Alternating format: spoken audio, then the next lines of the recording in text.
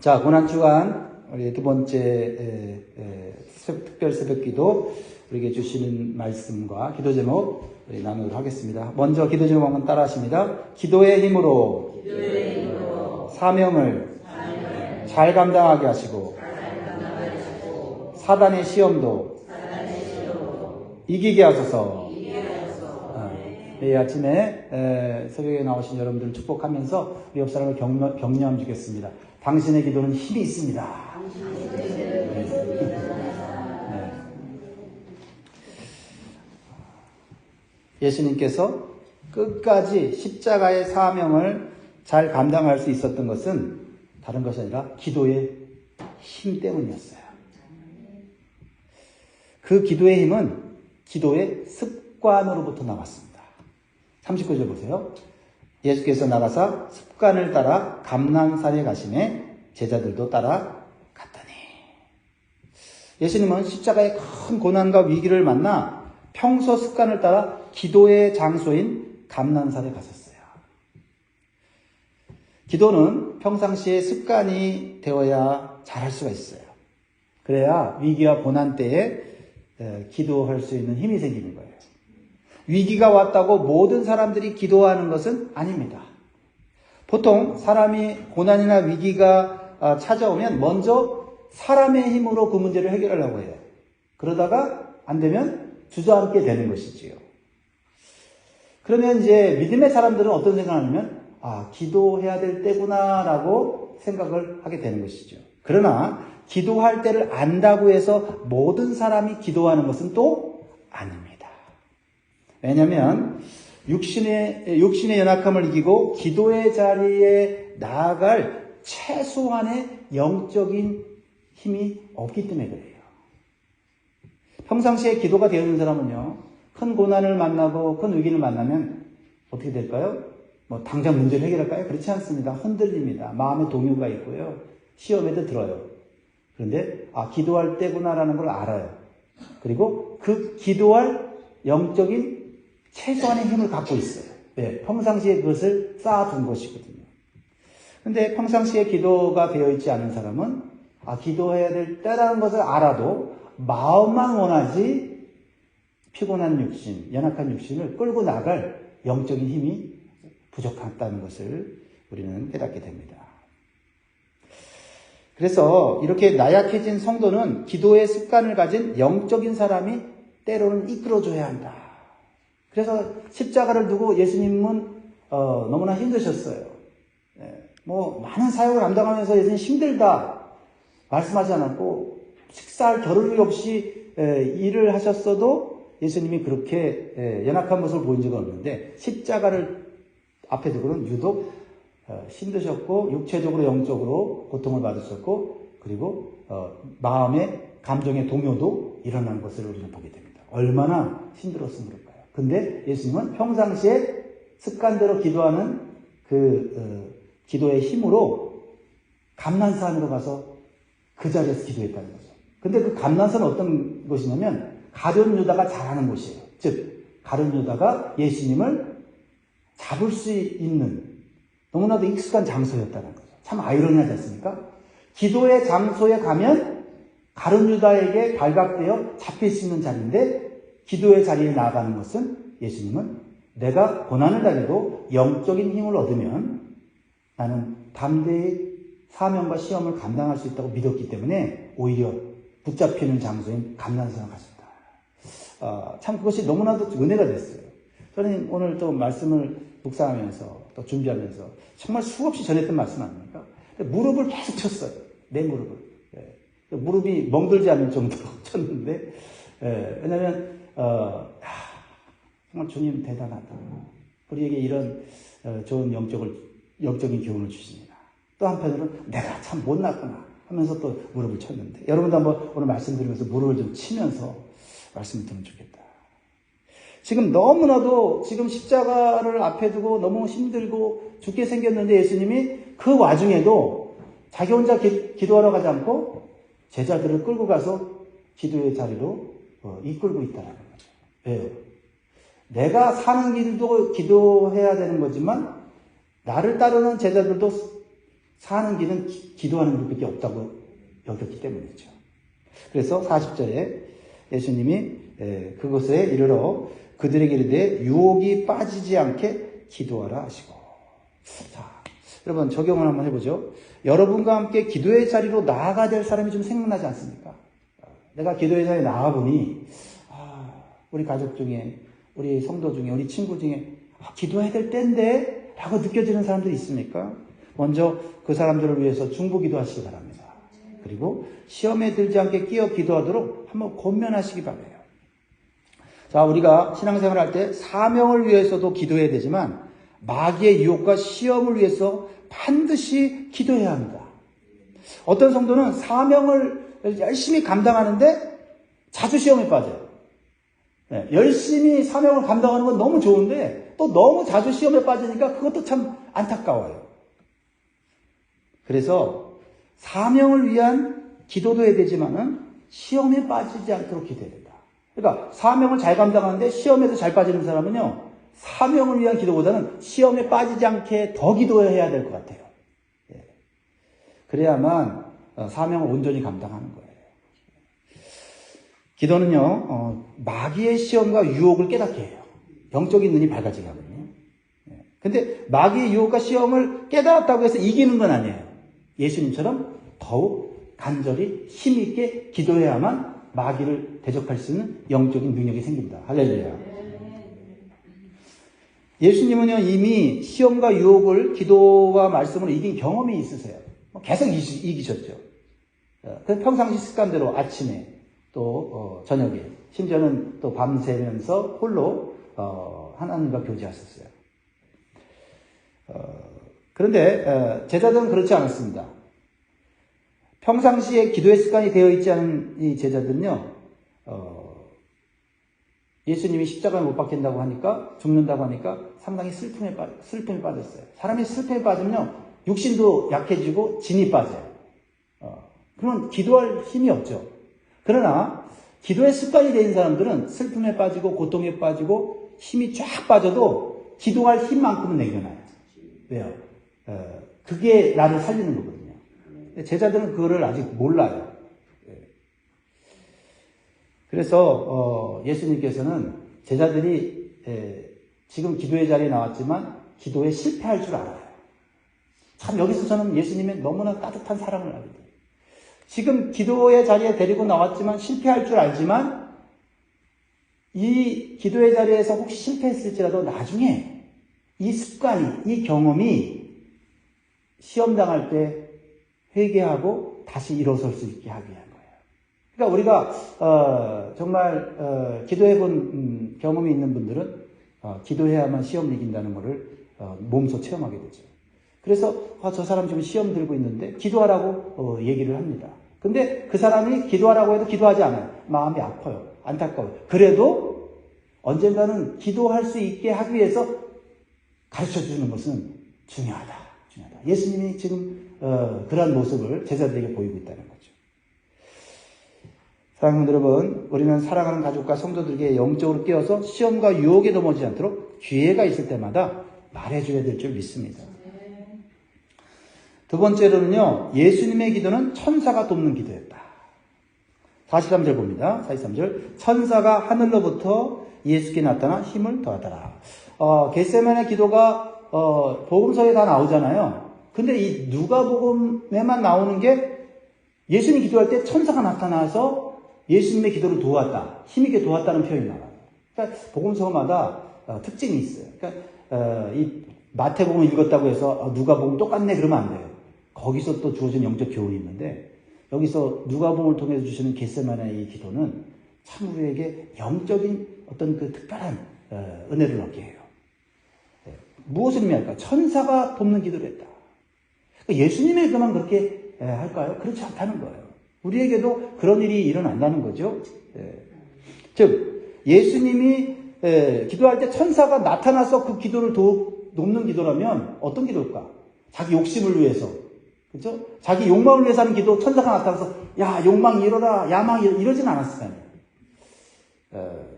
천사가 예수님의 기도를 도운 이유는 예수님의 기도가 올바랐다는 거예요. 뭐요? 내 뜻을 내려놓고 하나님의 뜻을 간절히 원하는 기도를 했기 때문에 천사가 도와주고 싶은 거예요.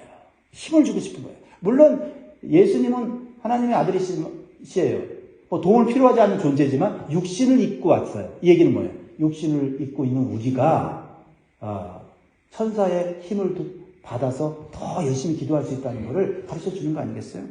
자, 41절 보세요. 예수님의 기도의 내용을 보세요. 잘하는 내용이죠. 시작. 이르시되 아버지여, 만일 아버지의 뜻이거든 이 잔을 내게서 옮기시옵소서. 그러나 내 원대로 마옵시고 아버지의 원대로 되기를 원하나이다 하시니.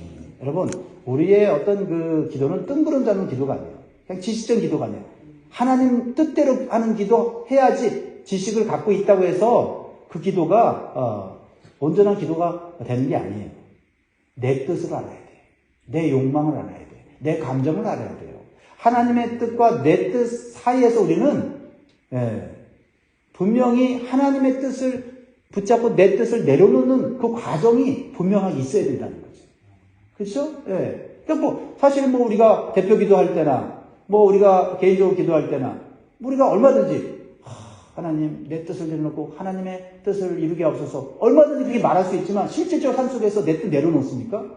하나님의 뜻을 이룬다고 말을 해놓고 실제적인 문제 속에서는 내 뜻대로 하잖아요. 내 감정대로 하잖아요. 예. 실질적인 기도는 뭐냐면 내 뜻을 내려놓는 치열한 영적 싸움이 있어야 된다는 거예요. 내 뜻이 내려놔 졌구나라는 것을 알아야 한다는 거예요. 내 감정이 내려놔 졌구나 하는 걸 알아야 되는 그 치열한 기도가 있어야 된다는 거예요. 그냥 하나님의 뜻을 이루게 하십시오.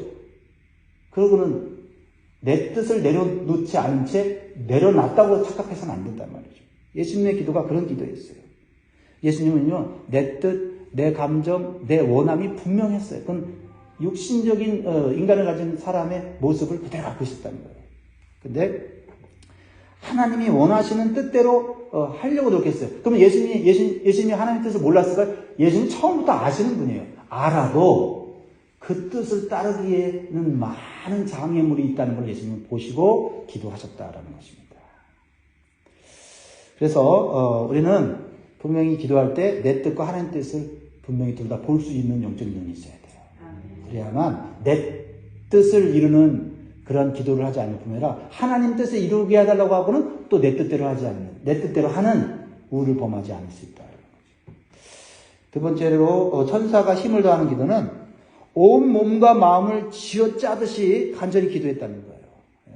그러니까 이 몸이, 육신이 위기를 만나면 도망가려고 하고 숨으려고 하잖아요. 나도 모르게. 그렇죠? 여러분 운전할 때 장애물이 보이면 어떻게 합니까? 나도 모르게 내 몸을 피하잖아요. 그래서 사실 우리가 내 옆에 사람이 탔어도 진짜 정신 차리지 않으면, 내가 이 사람을 살리겠다고 하지 않으면 장애물이 앞에 있을 때 내가 들이받지 않고 내 옆 사람 원치 않게 박을 수 있잖아요. 그게 사람의 본능인 거예요. 근데 기도하고 내 본능을 이기는 기도를 하면 그 순간에도 내 사랑하는 사람 지키려고 내가 그냥 박아버린다는 거예요. 이게 정말 온몸과 온마음을 쥐어짜듯 간절한 기도를 할 때 하나님의 뜻을 이루는 기도를 하게 된다 이 말이죠. 44절 보세요. 어떻게 기도하냐면 한국말은 네 단어를 써서 기도하죠. 예수께서 힘쓰고 애써 더욱 간절히 기도하시니 땀이 땅에 떨어지는 핏방울 같이 되더라. 땀이 핏방울처럼 변할 때까지 하는 기도. 예수님께서 이렇게 하실 필요가 있었을까 하는 생각이 들어요. 근데 우리는 그렇게 할 필요가 있다. 그러니까 우리가 기도하면 대단한 사람이 되지만 기도하지 않으면 너무나 평범하고 우리는 육신의 사람이 돼요. 그러니까 우리가 하나님의 능력을 받지 않으면요, 우리는 똑같이 죄를 짓고요, 똑같이 본능대로 하고요, 똑같이 우리는 옛사람의 모습이 드러날 수 있다라는 것을 우리는 깨달아야 될 줄 있습니다. 특별히 우리가 사명이 크고 시험이 클수록 더 간절히 기도해야 된다. 그러면 마음에 담대함이 생기고 마귀를 대적할 수 있는 영적인 힘을 얻게 되는 줄 믿습니다. 그런데 제자들은 어떻습니까? 기도의 자리에 있었지만 영적인 힘을 얻지 못했어요. 왜냐하면 기도 못하게 하는 적에게 사로잡혔기 때문이다. 기도 못하게 하는 적이 있어요. 기도의 자리에 있는데 기도 못하게 하는 적에 사로잡힐 수 있어요. 오늘은 두 가지를 말해요. 하나는 슬픔이에요. 슬픔에 너무 크게 사로잡혀 있으면 예배 자리에 있어도 기도의 자리에 있어도 은혜 못 받아요. 그냥 자리만 있는 거예요. 그럴 때 있잖아요. 그렇죠? 그 다음에 잠이 우리의 적이 될 수 있어요. 잠에 사로잡힐 때 있죠. 자도 끝이 없고 그럴 때가 있잖아요. 이건 단순히 육적인 잠만이 아니라 알아요. 영적인 잠이라는 거. 그 잠에 사로잡혀 있을 때 우리는 기도하지 못해요. 그래서 45절 46절 같이 있습니다. 시작. 기도에 일어나 제자들에게 가서 슬픔으로 인하여 잠든 것을 보시고 이르시되 어찌하여 자느냐 시험에 들지 않게 일어나 기도하라 하시니라. 여러분 슬픔 속에서도 깨어나기를 바랍니다. 잠을 자면서도 깨어나기를 바랍니다. 우리 사람마다 달라요. 내가 기도 못하게 하는 어떤 장애물이 뭔지 오늘 내가 기도 못하게 하는 그 요소를 물리치게 해달라고 기도할 수 있기를 주의 이름으로 축복합니다. 자, 세 번째로 보면요. 결국 위기 때에 기도한 사람과 기도하지 않는 사람의 차이가 나타나요. 이거는 뭐 교회 생활 오래 하고 뭐 직분이 뭐 조금 중하고 약하고 이거 차이 아니에요. 기도한 사람과 기도하지 않는 사람 그날 차이가 나요. 첫 번째 기도한 사람은요 감정 조절 능력이 생겨요. 그러나 기도하지 않는 사람은요 감정 조절에 실패하게 돼 있어요. 여러분 기도 후에 예수님이 제자들을 보시면서 얼마나 안타까웠겠어요. 근데 예수님께서 잠든 제자들을 책망하지 않습니다.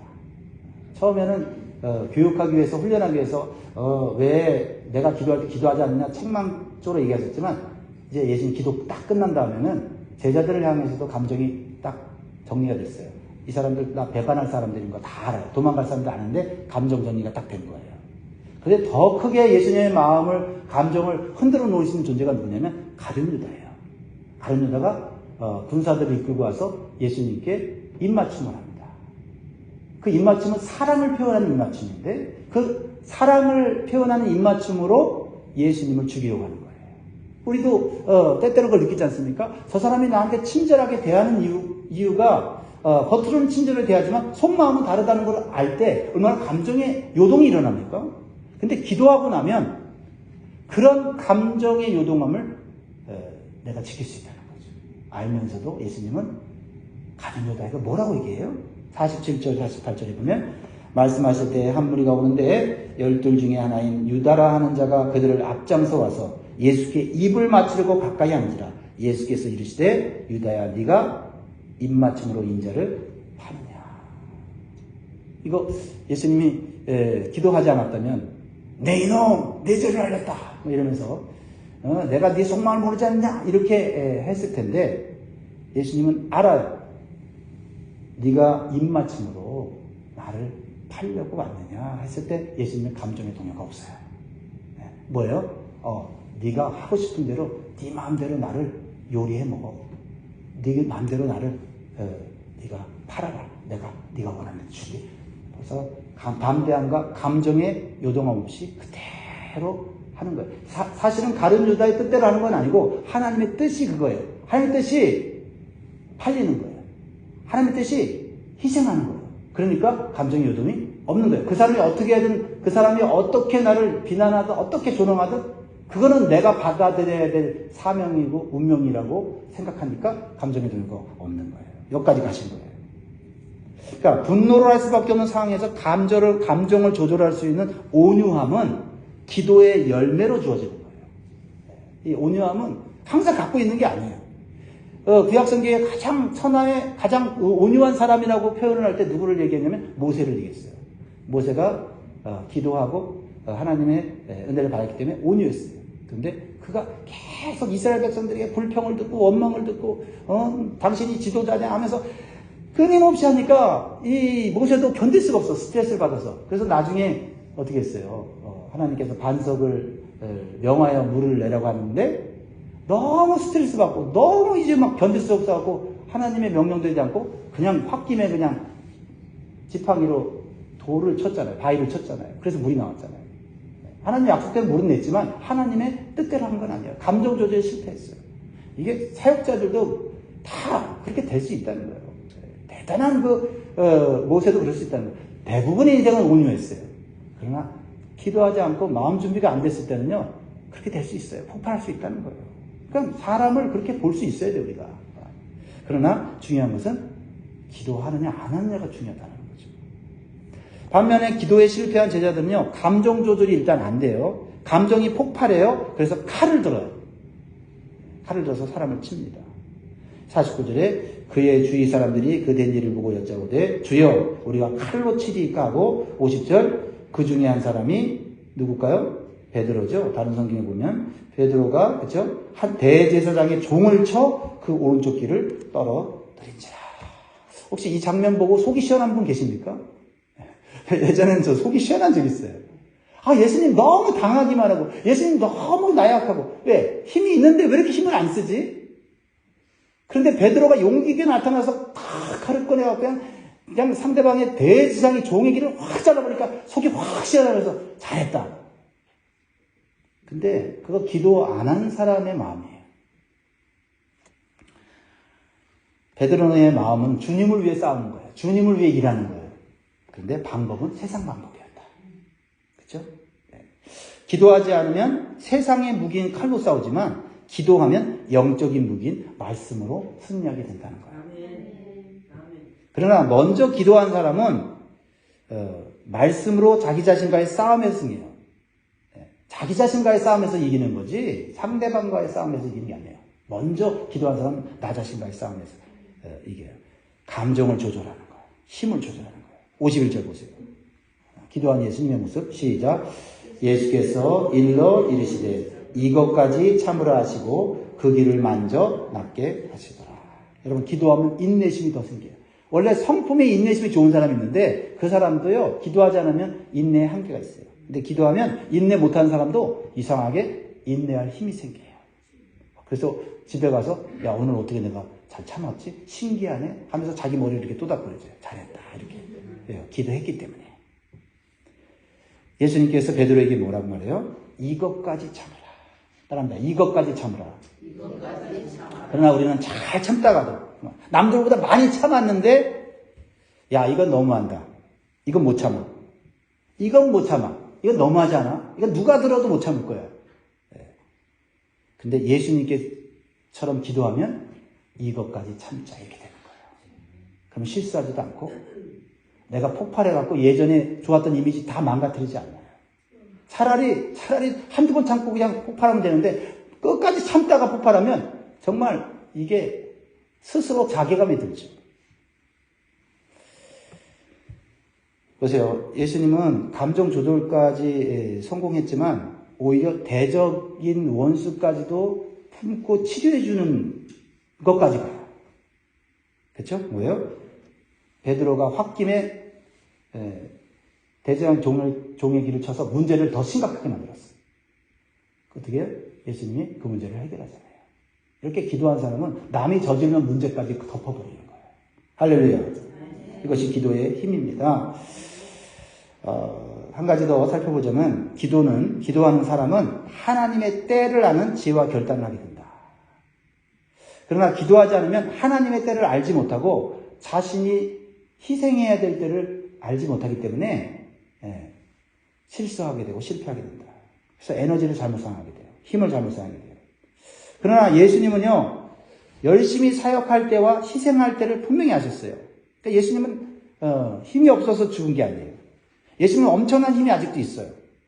그런데 그 힘을 가지고 막 사역을 열심히 해갖고 막 기적도 일으키고 능력도 일으키고 치유도 일어났지만 그 힘을 가지고 다른 사람을 대적하는 게 아니라 그 힘을 가지고 내가 죽어야 될 때가 있다는 거죠.